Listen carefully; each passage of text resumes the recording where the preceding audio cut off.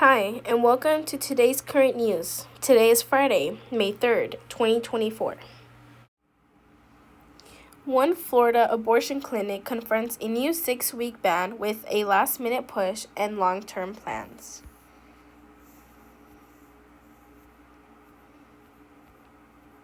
I feel relieved I'm able to get in, and I feel lucky that, right now I do have a voice and I have a right over my own body. But waking up tomorrow is devastating. Candace, a mother of two from Jacksonville who didn't want her last name or face revealed out of privacy concerns, said she didn't realize that the clinic where she scheduled her medication abortion was about to experience a big change. I've experienced traumatic births. I went on to have 2 healthy children, but it was high risk. And now being over that 35 mark, it's even more high risk for me to get pregnant. So it's very scary that these laws are being put into place. On May 1st, Florida went from a 15-week abortion limit to a 6-week near-total ban, something this clinic is doing its best to prepare its staff and patients for. What have the last few days been like here at the clinic? Stressful, emotional, anxious. Thank you for calling Women's Choice. How may I help you? Our staff at our hotline that are trying to explain it to patients because some just don't understand. Why can't I come in? I'm only 7.5, 8 weeks. Well, as of Wednesday, this ban takes place. Kelly Flynn, the president and CEO of A Woman's Choice of Jacksonville, has worked in abortion clinics since she was 19. Flynn now has 3 clinics in North Carolina, one in Virginia, and this one in Jacksonville. Where we do their lab work, their counseling, their ultrasounds. We were really fortunate for many years to have very little governing. We had very few protesters. It just wasn't as hard to see patients as it is now. These are the pill abortion charts for today. The ones that have been coming in that are aware of the ban coming up, they're really stressed. They're really worried that they're not going to be able to have the care that they need. So now when you get a call from somebody who's after 6 weeks, what do you tell them? The best thing that we can try to tell our patients right now is just to come in. Let's start from the beginning, and maybe we can see you. And if we can't, then here are our options. We can certainly help you go to North Carolina or Virginia. While abortion access continues to diminish in many states across the country, this clinic and others are shifting their focus to the election in November. We are really working hard in educating patients and encouraging patients and people the importance of the election in November. This could change everything for Florida. Will you be able to keep this clinic open that long? I am going to do my best. I am going to try really hard to see the patients that we can see that are within the 6 weeks. Everything has been a challenge, and we'll find a way to overcome.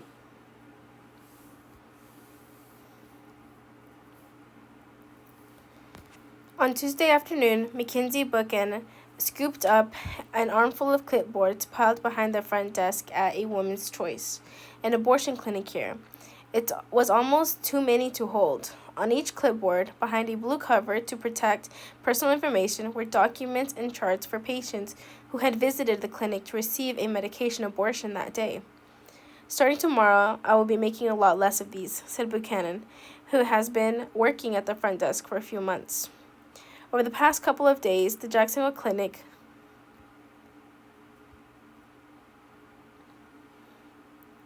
had been seeing 2 to 4 times as many patients as it typically would. But today, May 1st, a significant shift. On Tuesday afternoon, Mackenzie Buchanan scooped up an armful of clipboards piled behind the front desk at A Woman's Choice, an abortion clinic here. It was also too many to hold. On each clipboard, behind a blue cover to protect personal information, were documents and charts for patients who had visited the clinic to receive a medication abortion that day. Starting tomorrow, I will be making a lot less of these, said Buchanan, who has been working at the front desk for a few months. Over the past couple of days, the Jacksonville clinic had been seeing 2 to 4 times as many patients as it typically would. But today, May 1st, a significant shift in Florida's abortion law takes effect, cutting the 15-week ban down to a 6-week ban, a time before many women know they're pregnant.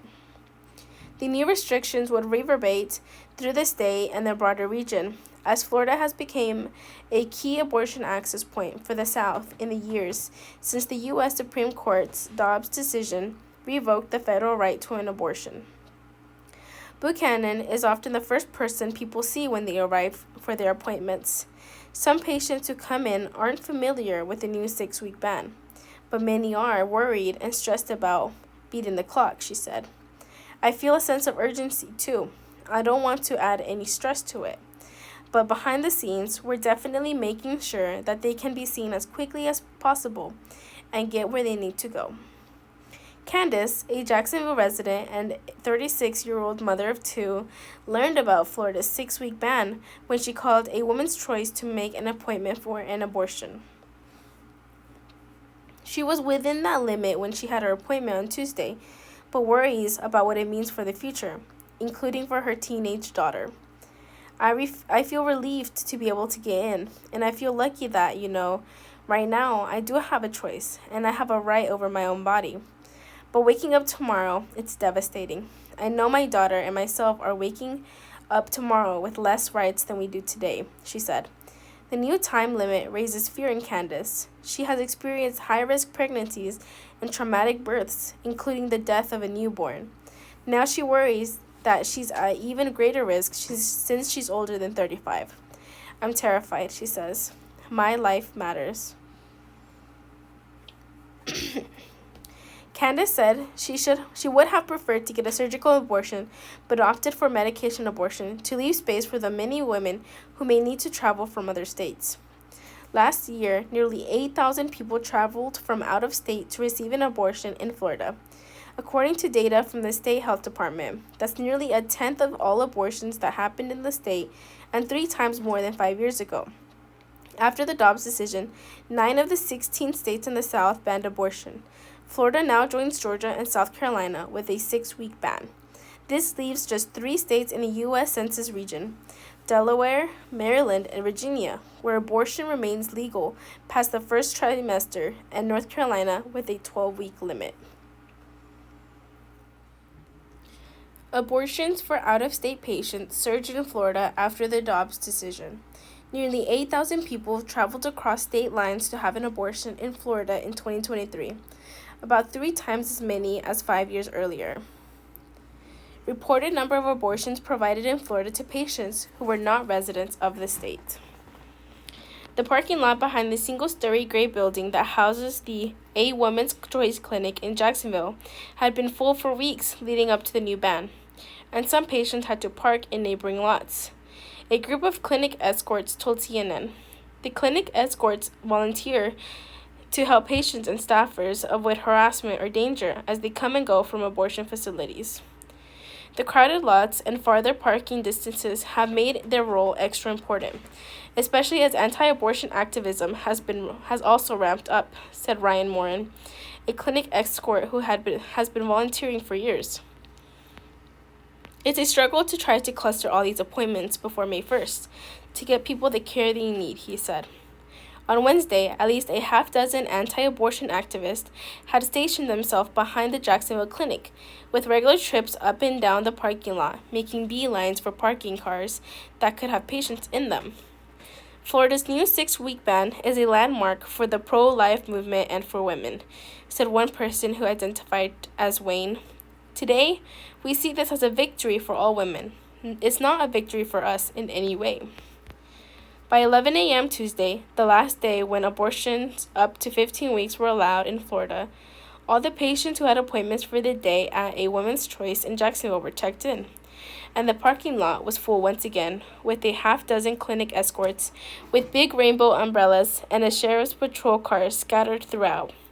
The parking lot emptied a little slower than usual throughout the afternoon, as the busy day had the clinic running a few hours behind the schedule. Florida law requires that people seeking an abortion have an in-person visit for an ultrasound, lab work, and meeting with a physician at least 24 hours before their appointment to receive the procedure or medication. Sometimes, patients wait weeks to come back for their second appointment.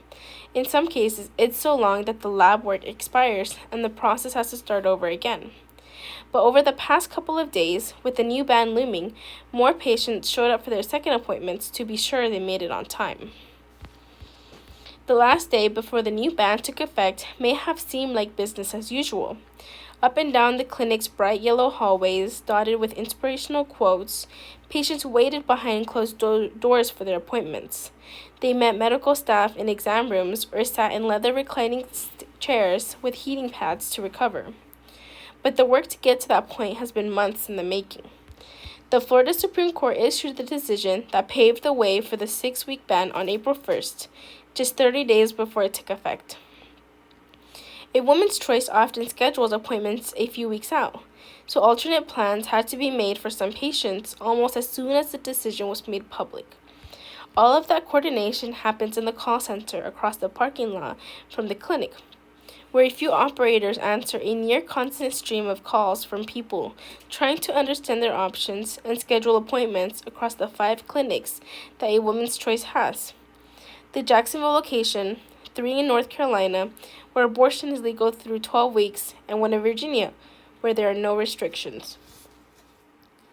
Having this network of clinics and locations with different laws lets workers in the call center make real-time adjustments to help patients find the best option for their situation, said Gabby Long, the hotline director for A Women's Choice. Having that direct line makes it easier on patients, she said. When you go to a place you kind of already know, you don't have to say, "Oh, I don't know where to call. I don't know where to go. What is my next move?" Communicating with patients about the new ban in Florida has been disheartening, but managing what it means for patients and how they might feel is nothing new, Long said. I feel like we were much more prepared for this just because we've seen so much change, she said. My biggest thing was my girls in the call center. It's just humanity. Just be mindful of patients. Put yourself in their shoes, because we know that our patients are stressed. We know they're scared. They just want to have access to basic health care. But there are always options for our patients. Sometimes that option might mean coordinating care for patients at the Virginia location and helping them access abortion funds to help them make the 500-mile trip from Jacksonville. The Virginia clinic just opened in February. It's so new that the address, just a few miles across the state's southernmost border, isn't yet included on much of the printed material that can be found around the offices. But opening that clinic was in direct anticipation of stricter laws in Florida, and planning for it started as soon as we knew state law was being challenged, says Terry Salas-Merritt, an executive team member at A Woman's Choice. On Wednesday, when they knew the ban took effect, 3 patients who had their initial consultation at the Jacksonville location of A Woman's Choice learned that they were past the new gestational limit in the state and would have to travel out of state to get an abortion. 1 patient was about 8 weeks along, and 2 were just over 6 weeks. Kelly Flynn, president and chief executive officer of A Woman's Choice, told CNN, "The clinic helped 1 patient schedule an appointment for an abortion in North Carolina, and the other 2 connected with patient navigators to help them find funding and other resources for an out-of-state trip. That's the majority of our patients. They don't know the exact time they got pregnant," Flynn said. "If they weren't previously aware of the new ban, they are now." The battle over abortion in Florida continues, as it's one of at least 3 states that have an abortion-related measure on the November ballot. But for now, the focus remains on individual patients. "We are going to continue to stay open," Flynn said. "The biggest hurdle right now is just to get patients in the door that need an abortion, get their consent process started, and then help them navigate the way to the option they choose." New York City Mayor says outside agitators are co-opting Columbia protests. Students disagree. As more college students across the nation hold anti-war demonstrations on their campuses, some are being met with intense law enforcement responses. Earlier this week, officers arrested hundreds of demonstrators at Columbia University. Miriam Alwan, a student at Columbia and an active participant in the anti-war demonstrations, said she was there when police officers raided the New York City campus. I was posting videos of the police throwing tables and breaking windows in real time yesterday, Alwan said, at a press conference held by students at Columbia University. To be clear, the police caused far more property damage and physical endangerment than any of my classmates ever did. During a press conference on Wednesday, New York City Mayor Eric Adams said police were sent to Columbia University upon administrative request. Outside agitators were on their grounds, training, and really co-opting this movement, Adams said. But student activists at the university, like Cameron Jones, reject the mayor's statement, saying that the movement is student-led. There is a reason why the student-led movement has garnered unstoppable momentum on campuses worldwide. Because we stand on the right side of history. We stand for humanity, Jones said. The conflict began at Columbia University. A day after the university's president, Meinik Shafik, testified before a congressional hearing in Washington, D.C., and urged NYPD officials to break up demonstrations led by protesters against Israel's war in Gaza on the New York City campus.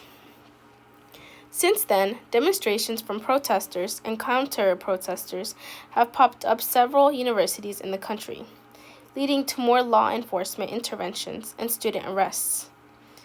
Adams told NPR that he sent city police officers to Columbia's campus after learning that one of the protesters was not a student.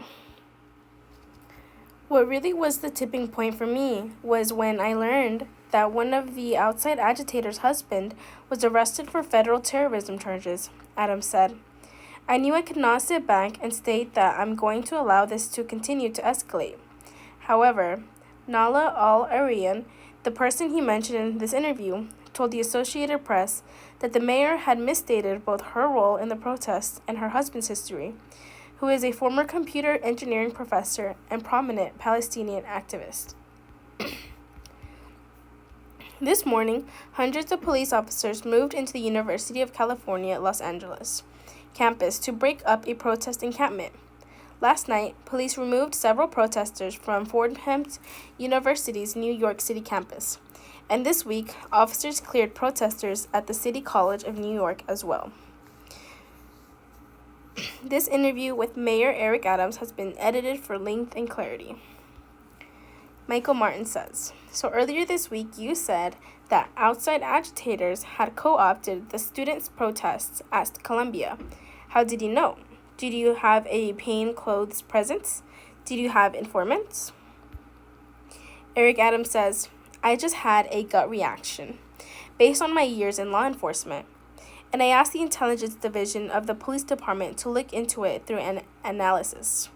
Do we see familiar faces and people around the protests? And they came back substantiated on the Columbia grounds and on other grounds that were those who were professionals who participated in training, participated in some of the activities. And just this morning, what was given to me by my team was a preliminary review of the numbers. This is just the beginning process of an analyzing, but it appears as though over 40% of those who participated in Columbia and CUNY were not from the school, and they were outsiders. Martin says, now that you've had some time to process these arrests, you think it's about like 40%. So that says like 60% are students. So let me ask you this. In some cities, local authorities have declined to let municipal officers get involved in these on-campus demonstrations, even if they were asked to do so. I do want to mention here that some of these arrests happened before people took over that building and barricaded themselves inside. So what was the line for you? At what point did you decide that this was warranted? Adam says, anytime we stepped on college grounds, it was with the permission and authorization of the leadership.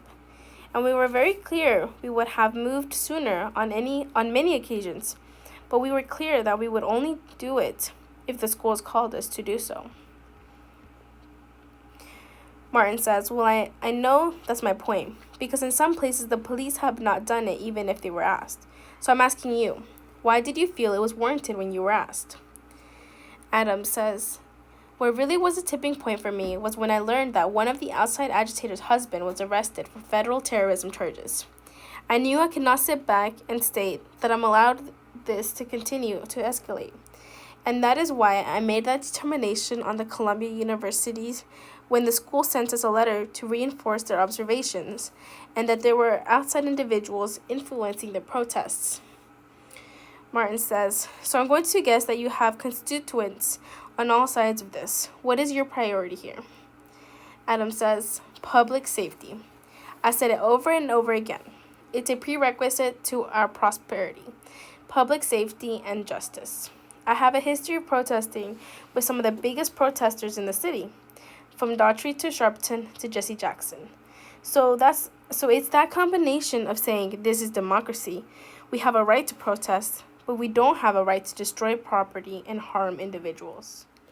How the largest environmental movement in history was born.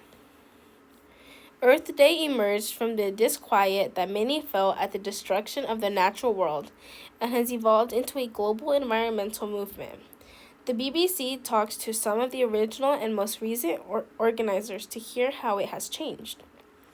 Aging protesters still speak of the first Earth Day with reverence.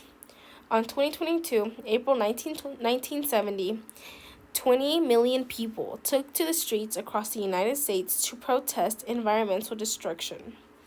The nation had recently witnessed the devastating impacts of the Santa Barbara oil spill and seen the first photographs of the Earth taken by astronauts. The beauty of the blue marble pictured from space contrasted bleakly with the lamentable state of the Earth that they knew from the ground. The campaign was led by a senator from Wisconsin called Gaylord Nelson and organized from a temporary office in Washington, D.C., staffed by college students, many already veterans of protest campaigns of the 1960s, including the Civil Rights Movement. But anyone was free to arrange their own festivities.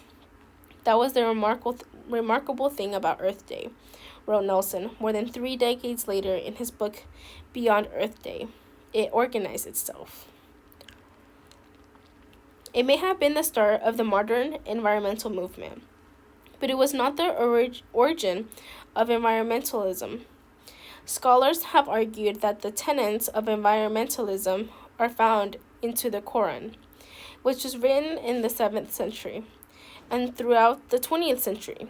Countless protesters have been killed trying to protect natural environments and animals, with numbers of killings rising rapidly in recent decades. While Earth Day was far from the first environment action, what made the movement different was its mass scale and coherence. The first Earth Day events took place at tens of thousands of locations across the U.S. Even a stretch of New York's Fifth Avenue was closed to traffic. Congress was adjourned, as so many politicians were participating in the day's events. Earth Day created, for the first time, an environmental movement, as local and specific concerns around clean air, water, and pesticides coalesced into a broad awareness of the crisis facing the planet as a whole. It took this basket of issues that we now call the environment and elevated them spectacularly into public consciousness. Denise Hayes.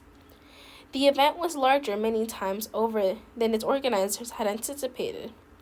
Our aspirations were to have an event that resembled some of the anti-war rallies and civil rights rallies. But instead of having them in 1 or 5 communities, we looked at it in many cities across the country, says Denise Hayes, who organized the original Earth Day. By the time it finally came around, it was in virtually every town, every village in the United States.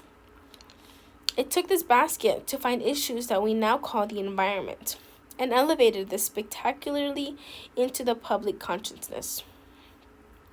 A Pumby Road. The more cinematic narrative of Earth Day has it that the movement had politicians in the U.S. jumping them over themselves to implement pro-environment legislation. But in fact, the clamor actually quieted down following the festivities. The following week, America invaded Cambodia, and the Ohio National Guard shot dead 4 unarmed college students at a protest at Kent State, leading to a renewal of anti-war sentiment. But still, something had been stirred, and the Earth Day organizers were not easily put off. In late summer, they waged a campaign against 12 members of Congress, with poor environmental records, eventually booting 7 of them out of office. That's when Congress began taking it seriously, recalls Hayes. Suddenly, the environment was a vote-winning, or in the case, a vote-losing issue. In December 1970, Congress created the Environmental Protection Agency, and over the next decade, it passed a raft of legislation aimed at cleaning up the nation's air, water, and other natural resources. The status quo, that of a nation where rivers caught fire and bird numbers were decimated by pesticides, was becoming increasingly unacceptable to many American voters. The 50th anniversary of the first Earth Day looked very different. With the global pandemic changing the way we live across the world, the planned events were scaled back to digital protests. It was a huge change for an event that has grown in schools and communities for more than 190 countries. It was another in a long line of transformations. The Earth Day of recent years has been a very different beast to its first iteration in 1970. In the past 5 decades, the movement has shifted to account for societal changes, technical advances, and emerging environmental challenges, of which the most notable, of course, climate change.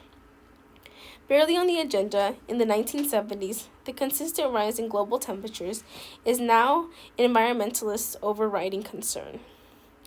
The greenwash question. Earth Day has always faced criticisms, and their nature has shifted over the years too. In his book, Gaylord Nelson comments wryly on the dogged accusations that Earth Day was actually established to honor the 100th anniversary of the birth of the Russian communist leader, Vladimir Lenin. Today, the movement faces regular suggestions that it has lost its original revolutionary fervor, instead prioritizing token gestures and a focus on individual action in place of political upheaval. The potential for greenwash is a problem for which Earth Day organizers have long grappled. The first Earth Day was unrepeatable. It was unprecedented, says Adam Rome, a historian of the environmental movement at the University at Buffalo, and the author of the book, The Genius of Earth Day. Back then, the organizers were focused on a radical transformation of society, he says, but that attitude shifted around the 1990s. In most places, in most years, it either been kind of a trade show where you can see the latest green goods, or, for kids, it's a day to plant trees or collect litter. Earth Day itself is not nearly as much about collective action to deal with huge problems as it was in 1970. The potential for greenwash is a problem with which Green Day organizers have long grappled. While the movement is spearheaded by the Earth Day Network, companies and brands regularly use the annual celebration as a way to promote their green products and services. I worry about it, but we're incredibly activist about trying to tamp it down. That's our behind-the-scenes game every single year, says Kathleen Rogers, a former lawyer who now leads the Earth Day Network. But they keep trying to do it. That's just the name of the game. Nelson, who died in 2005, adopted a pragmatic attitude towards any corporate co-opting of the Earth Day brand. He recognized that all the world's problems cannot be resolved by a celebration that takes place once a year, and that there was no need to engage the business with business and industry. Whether a corporation wants to appear green for public recognition or for perfectly honest reasons, it doesn't matter. The fact is, we're gaining, he wrote in Beyond Earth Day. This flexibility has perhaps been the key to Earth Day's persistence. Through its first 50 years, while the official Earth Day Network runs various official initiatives each year, the day's meaning is reinterpreted differently, hundreds of times over, by the individual events organized by schools, faith groups, cinemas, and artists. This has helped the movement morph itself to fit local social norms and new political regimes. Hawaii, for instance, is hosting a dolphin-themed event this year, while the African Network has highlighted the destruction of the Congo rainforest. Since its American beginnings, Earth Days has reached countries on all continents, including Iran, Nigeria, Argentina, and Australia. Initially, I was not a big fan because it seemed to infantilize the problem. I just saw in schools that they would put up signs about saving the trees. Jamie Morgolin. Earth Day's leaders see diversification, away from the white middle-class stereotype of environmental activism.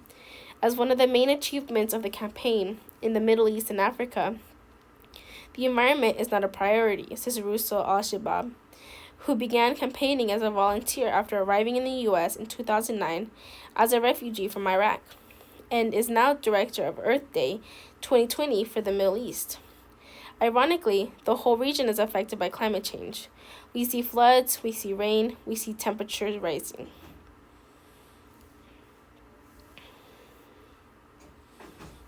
To tackle climate change, world leaders need to work together to make a meaningful difference. The world faces a huge challenge.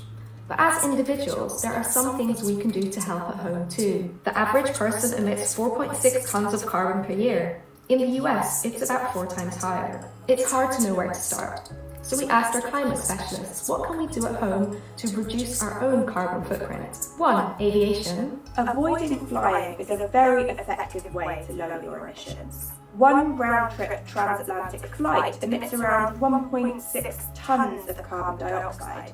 So for the 14 or so hours that you're in the air, you're emitting more than a quarter of the average person's emissions for an entire year. 2. Diet. The emissions from a kilo of beef, for example, are 24 times higher than for a kilo of chickpeas, as most of the emissions from food comes from the farming. It doesn't mean you necessarily have to cut meat or dairy altogether. Just lowering the amount of these you eat can already have a really big impact. 3. Home energy. Turning down your heating a couple of degrees in winter and using slightly less air conditioning in summer can save you on your energy emissions. Tweaking the thermostat by just a couple of degrees can also save you up to 10% on your energy bills. You can also do things like wash your clothes in cold water rather than hot water and let them air dry. 4. Transport. Going car-free cuts carbon dioxide emissions by around 2.5 tons per year, and then switching to an electric vehicle from a petrol car roughly halves your car's emissions. But using more public transport, walking or biking also has other benefits. It can save you money and help you do more exercise. Individually, these differences may seem small, but if millions of us make changes, it adds up. And temperature rises must slow down if we want to avoid the worst consequences of climate change. It's not just individual change that's needed, but the systems we live within need to change too. Youthful beginnings. When Earth Day began in 1970, there was no other protest like it. Today, it is just one branch in an enormous ecosystem of environmental movements, many of which are louder, more political, and youth-driven. Jamie Morgolin, who founded the youth movement 0 Hour from her home in Seattle, says she started to appreciate Earth Day when she learned about its revolutionary roots, and now believes that it is a useful tool in bringing people together to tackle environmental problems, whatever their backgrounds. Initially, I was not a big fan because it seemed to infantilize the problem. I didn't know the history. I just saw in schools they would put up signs about saving the trees, she says. But different communities need different things when it comes to solving the climate crisis. If you have a holiday that allows each community to commemorate it in a way that best fits their needs, I think that's a good thing. It is youth movements like 0 Hour, alongside the school strikes spearheaded by Greta Thunberg, that are leading the climate movement today. But it's worth remembering that Earth Day, when it started 50 years ago, was also led by young people. Fiery students who had witnessed the decline in the natural world and felt as impassionated to solve it as many feel about climate change today. So the story has come full circle. When Margolin set up 0 Hour, she was guided by insights from another local Seattleite. The original Earth Day organizer, Denise Hayes himself, When the movement may not be the radical force it once was, it was arguably the seed for the modern ecosystem, the environmentalism that is alive today.